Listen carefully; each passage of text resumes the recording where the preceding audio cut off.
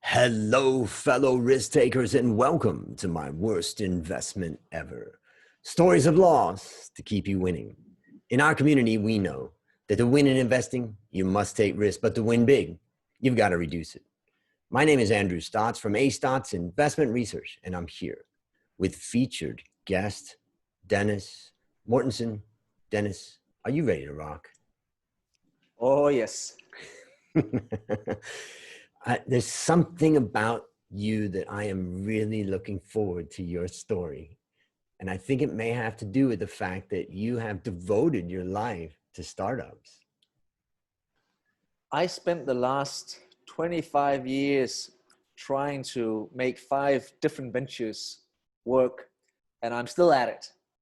Amen. So Dennis is an expert in leveraging data to deliver business insights. A serial entrepreneur, Dennis built and successfully exited several companies before founding x.ai in 2014. It's a company that is solving a painful problem, which is scheduling meetings through a sophisticated AI platform that saves people time and effort. Dennis is a recognized leader, author, and university instructor in the field of digital data and analytics. Originally from Denmark, Dennis lives in New York. I'm going to say New York City, but I'm going to say New York with his family. So Dennis, take a minute and fill in for the tidbits about your life. The funny thing about my story, or at least to me, is that I was hell-bent on not becoming an entrepreneur because my dad, my uncles, cousins, most of my family ran their own companies. So all I wanted was really just to get my CS degree and go work for IBM. And not any company, just IBM. They're not far from where I lived. I wanted to get the degree, take my bicycle, go find a desk. And I didn't even kind of imagine I would interview. I would just kind of turn up and say, hey, so let's get started. Somehow it didn't kind of pan out that way. And I ended up doing a venture right out of college. And now I'm 25 years in, but it was never the plan. It was always one for where I was really eager to just sit in my corner with a Diet Coke and hack away over at IBM. We could talk about exactly how it ended up like that, but I'm just saying that it was not the master plan. You know, it makes me think of a question I have for you, and I'm going to preface it with a little story. Many years ago, I read a book called Rich Dad, Poor Dad. I thought it was a very good book at the time, but later I kind of started questioning the advice. Basically, in this book, the rich dad was ultimately an entrepreneur. The poor dad was a salaryman. And my father was a salaryman all of his life. And what I realized was that in that book, he taught many things, but one of the things he taught is the value of being an entrepreneur. But then I asked myself, what percentage of people really are entrepreneurs? I mean, there's a bank right down the street. They have 200,000 people that work for it. How many entrepreneurs are in there? How many managers? And I really realized that, wait a minute, giving the advice to the mass of people to be an entrepreneur is really bad advice, because the majority of them will fail. But it brings me to the question that I want to ask you before we get into the question. And that is the idea of entrepreneurship, is it in your genes, do you think? Is it something genetic? I think like many other things, it's a combination of some inherent ability that might be difficult or impossible to describe. But I certainly also believe there's a set of learnings that you can pick up. So in that Venn diagram, there'll be some sort of optimal overlap. But I also want to play in the Premier League. But I think I've just accepted the fact that, sure, I could go train 10 hours a day, every day, 7 days a week. But I still can't really, honestly, between you and me, imagine that I'm going to play in the Premier League. So sure, I could kind of work on it, but it's probably not going to happen. And I think with entrepreneurship, surely you could want it. You could go up to Colombia and take your MBA, and you can get started on one venture after the next. But there must be something which you might not be able to describe that resides inside you. And if it doesn't exist, you might not ever really get the success you had hoped for. And it seems that some nurture that of being brought up in a family of entrepreneurs, for where if I wanted to make any money, I had to go make it myself. So I used to do door-to-door sales, selling apples from 9 to, I don't know, 14. Because hey, any teenager wants money to buy stuff.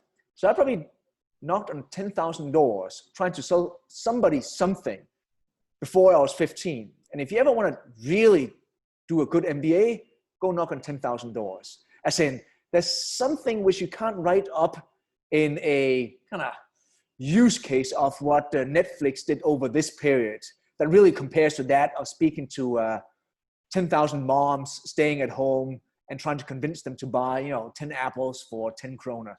So that was certainly something I kind of treasure now, but didn't see as obviously back then. What a valuable experience. What a valuable experience, because the one thing I always say to people, particularly young people that come out of university and stuff, is that, sales is the one job out of all jobs that's just an emotional roller coaster. And it's the one thing that you cannot not do if you run a startup. So if you want to do a new venture, you and a buddy and 10 other guys, you and a buddy and some VC capital and 100 guys, it doesn't matter. All you will be doing is sales. You'll be selling investors, you'll be selling the press, you'll be selling candidates, you'll be selling your team, you'll be selling your team again, you'll be selling customers, you'll qualify leads, you'll be selling day in and day out, even though you'll sit back and say, oh, I'm a really good product designer. Oh, fuck that. You'll be selling people. That's your job. And for some, that is a grind that they just die on. So if you don't enjoy that, or kind of turn it into something for where you live on the yes and the 49 no's doesn't really matter much, it's probably not for you. It's a great lesson. And I think that when it comes down to entrepreneurship, there's so much glamour that people see in it and they talk about it. And, but this is the reality. You've got to get out there and hit the streets. Well, it's a good story from my last venture. So we did predictive analytics for news media, trying to figure out what particular story CNN should carry on their homepage, where and for how long. Once they killed it, what new story to carry. And we wanted Hearst to be one of our customers. They ended up being one of our customers. It took me 19 months. I was up at the Hearst Tower 41 times. There's not a floor in that Hearst Tower I haven't seen.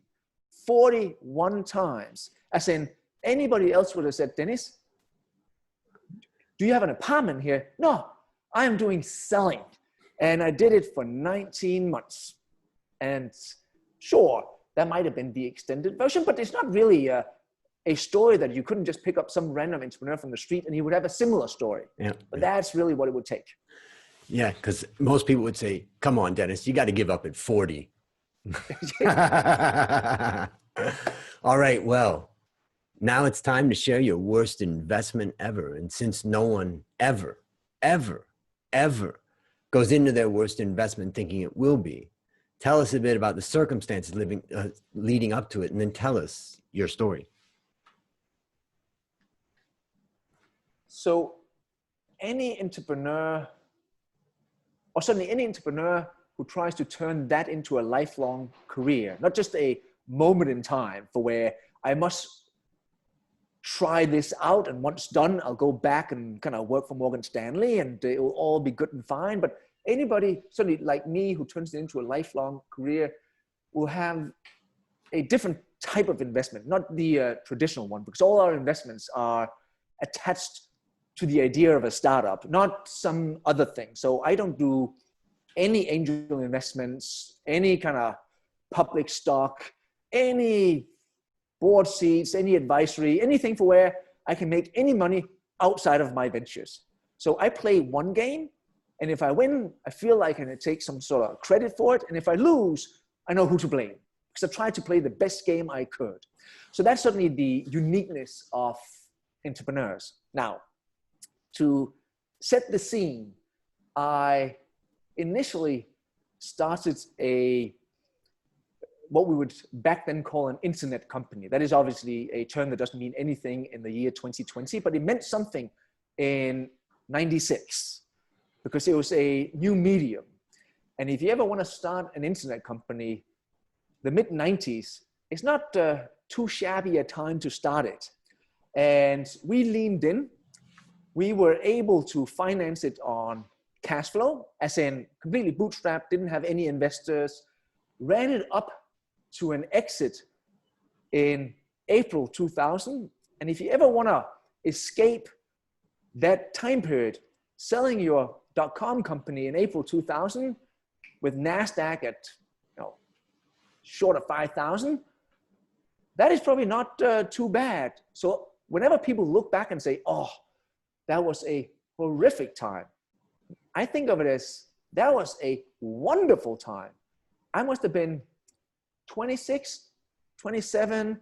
It's not like we sold it for, in the grand scheme of things, a large amount of money, but certainly as a young individual coming right out of college with no money, we ended up with about $11 million.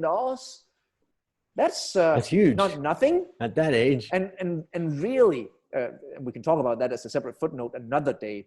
Most people have this idea that to escape whatever they think is suboptimal in life, I need $100 million. No, you don't really need that much. What you need is just to pay your apartment or house in cash, have a few monies set aside for college for the kids, and then you're really golden. As in, I can't even spend my salary, and I'm getting a shitty salary in my own startup right now because I don't have any cost. And with that money, we did some sort of integration. It was all good and fine. And it was time to go do the next thing. And that's where the story begins. I can now choose to do certainly one of two things. Take the money I've made, put some aside, make sure things don't go well. There's a little bit for a rainy day.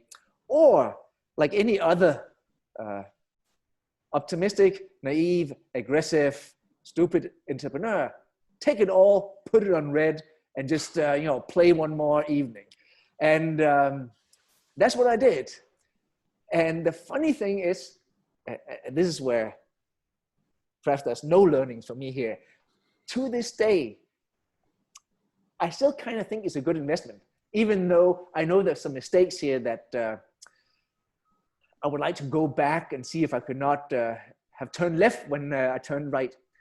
But I walked back in and we started a business very similar to Grubhub, Seamless, Just Eat, Takeaway.com, that kind of whole scene, and did it early. And obviously the idea was good. These are billion-dollar companies today. So certainly on paper, it was a very good investment. So I jumped in the deep end, money in both hands, and start to build up the team. And without turning it long, I want to at least just point out two things. We actually did manage to drive up revenue. We had one particular quirk in our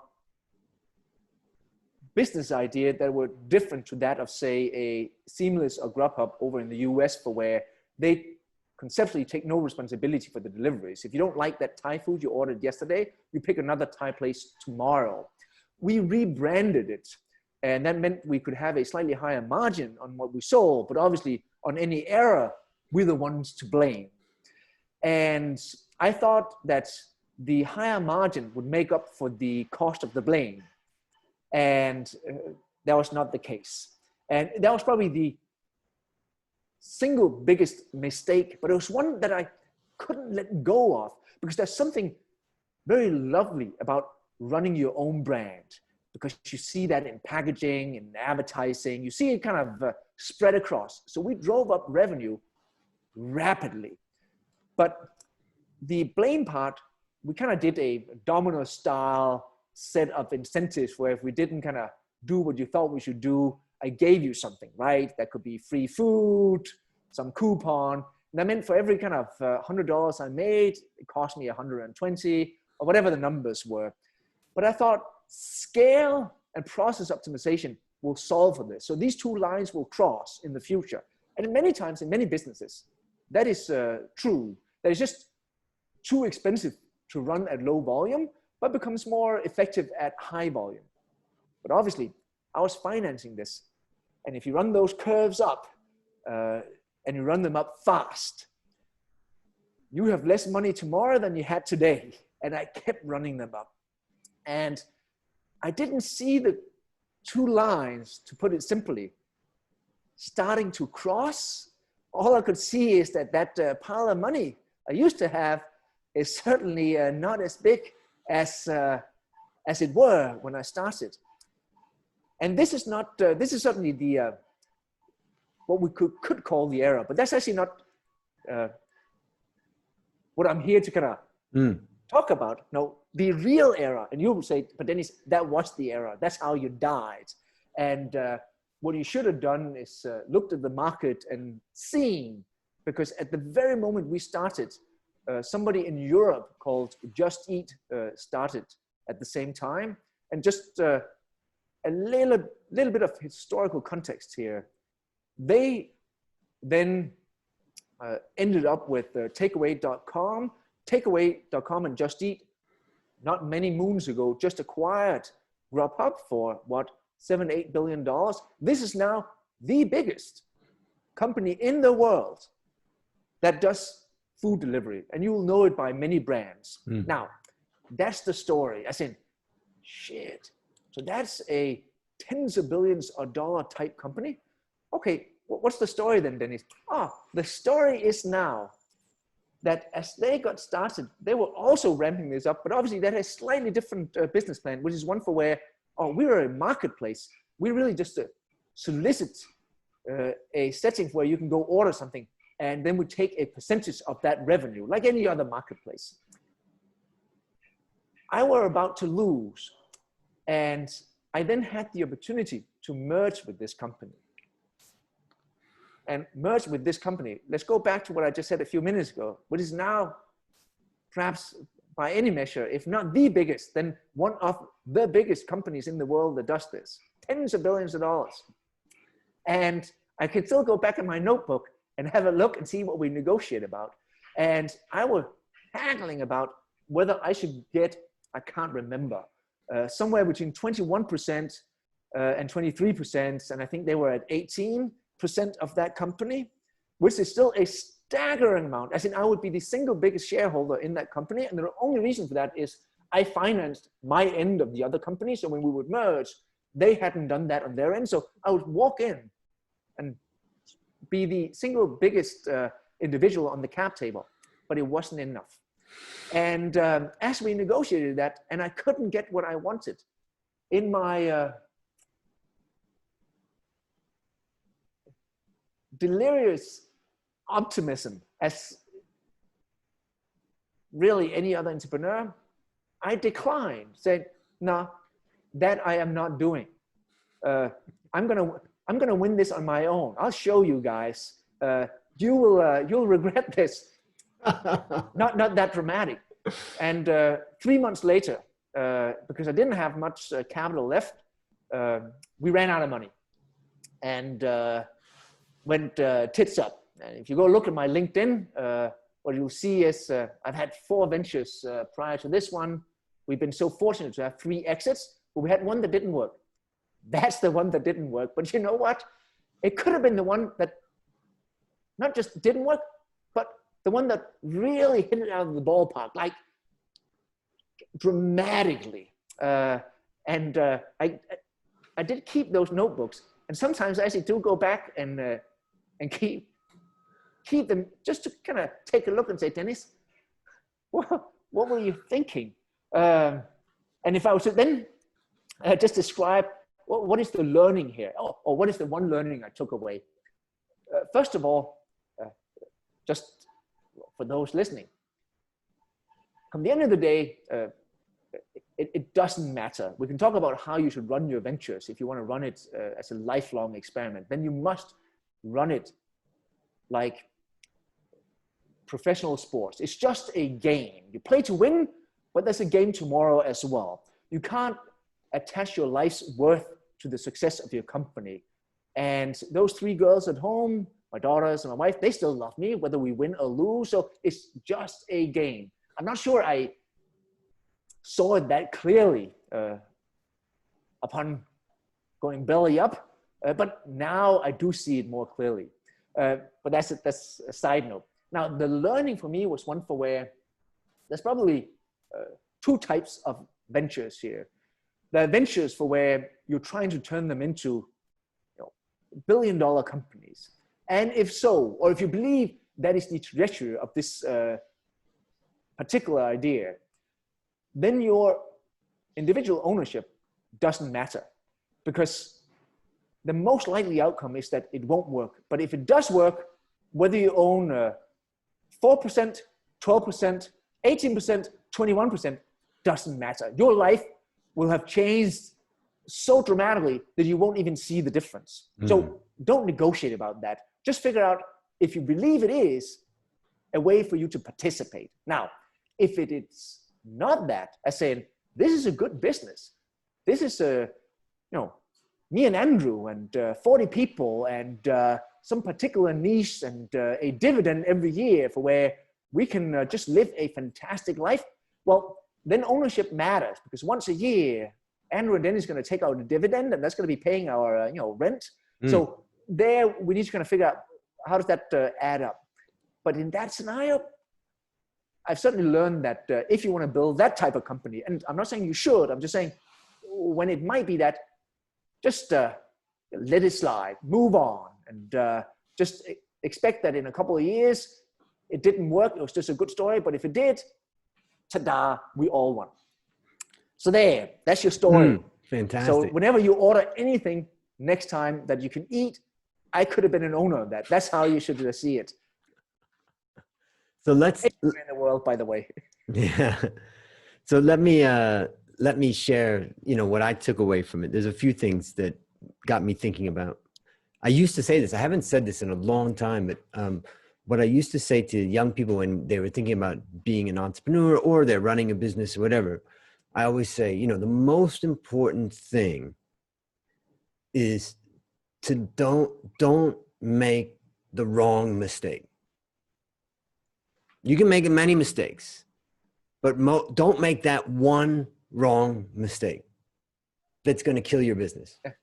So people always ask me, so what is it? What is that one wrong mistake? I said, I have no idea. But it's a good observation for where any startup is really just the collage of bad decisions. And the danger is that, as you suggest, one of them might just be so bad that it kills the company. You just don't know which one it is. You'll know when it's done, because you can go back and take a look at it. And I can certainly, for that particular venture, pinpoint a moment in time for where you could have taken a different decision and the outcome would have been different. Yeah.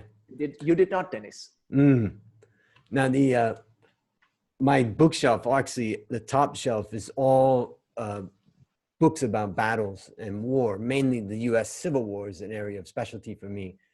And what you realize after reading about battle after battle is that it really is just a ball of mistakes and errors and recoveries.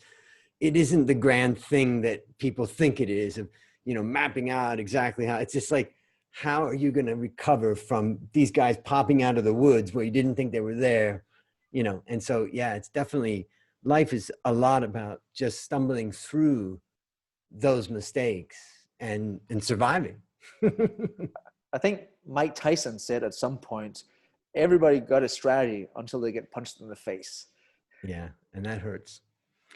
So the next thing you kind of made me laugh, because when you were talking about the first mistake, and you may say, well, maybe this I wasn't the final, or this was the mistake or whatever, but I kind of reminded me of something these days. Is did the person die of COVID or with COVID?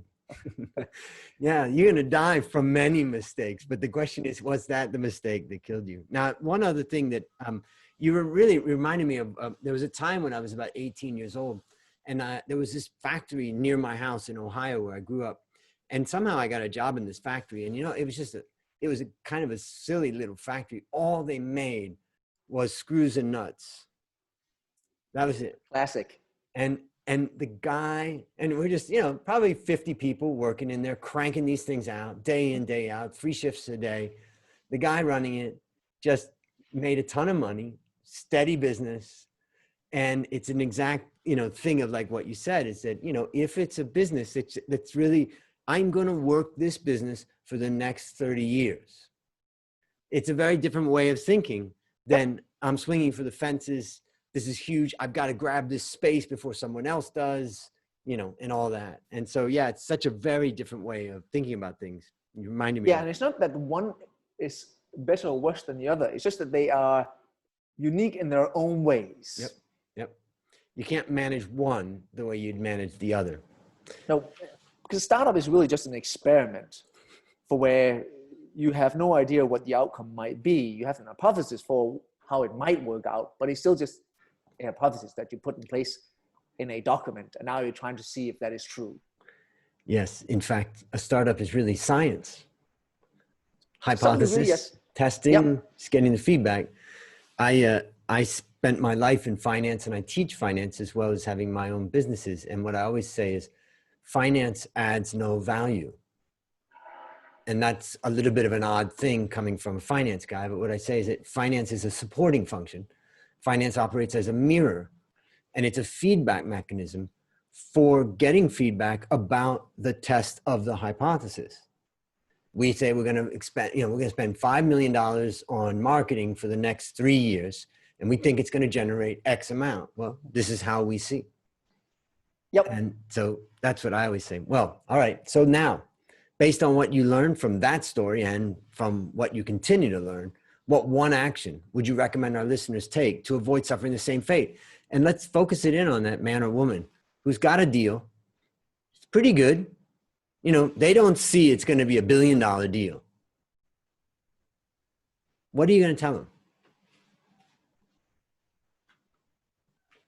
If I were to spread any gospel, it would be one for where I would encourage people to think of entrepreneurship as a career, not a moment. And I think there's a huge difference. And my argument is one for where, if you look at, say, some venture capitalist up the street from where I live in Manhattan, he will try, based on having looked at 1,000 companies, to pick 20 that he'll put some money into, expecting even those who were filtered through a very large amount of ideas, that almost all of them will die. 2 or 3 will go sideways, and 1 will kind of pay back for all the losses.